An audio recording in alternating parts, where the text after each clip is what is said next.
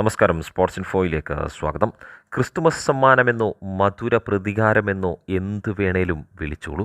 Indian super ലീഗിൻ്റെ 10ാം സീസണിൽ ഇതേവരെ തോൽവി അറിഞ്ഞിട്ടില്ലെന്ന വീമ്പുമായി കൊച്ചിയിൽ വിമാനമിറങ്ങിയ മുംബൈ സിറ്റി FC-ക്ക് കേരള ബ്ലാസ്റ്റേഴ്സിൻ്റെ മഞ്ഞപ്പട സമ്മാനിച്ചത് എതിരില്ലാത്ത 2 ഗോളുകളുടെ തകർപ്പൻ തോൽവിയായിരുന്നു.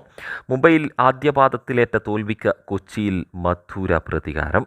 നായകൻ അഡ്രിയാൻ ലൂണയില്ലെന്ന ക്ഷീണമൊന്നും കാണിക്കാതെയുള്ള കേരള ബ്ലാസ്റ്റേഴ്സിൻ്റെ മിന്നും പ്രകടനം തന്നെ കണ്ട രാവിൽ ഗോളും അസിസ്റ്റുമായി തിളങ്ങിയ ക്വാമെ പെപ്രയായിരുന്നു കളിയിലെ താരം.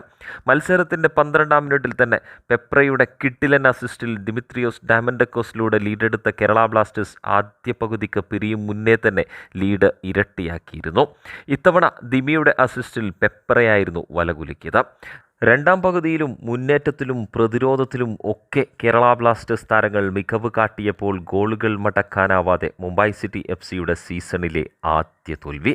വിജയത്തോടെ 23 പോയിന്റുകളുമായി 1ാം സ്ഥാനത്തുള്ള FC ഗോവയ്ക്ക് തൊട്ടുപിന്നിലായി ഗോൾ വ്യത്യാസത്തിൽ മാത്രം 2ാം സ്ഥാനത്ത്. നീണ്ട 7 വർഷങ്ങൾക്ക് ശേഷമാണ് കൊച്ചിയിൽ മുംബൈ സിറ്റി FC-ക്കെതിരെ ഒരു വിജയം നേടാനായതെങ്കിൽ കേരള ബ്ലാസ്റ്റേഴ്സ് ആരാധകർക്ക് ഇത് സന്തോഷത്തിൻ്റെ രാവ് തന്നെയാണ്.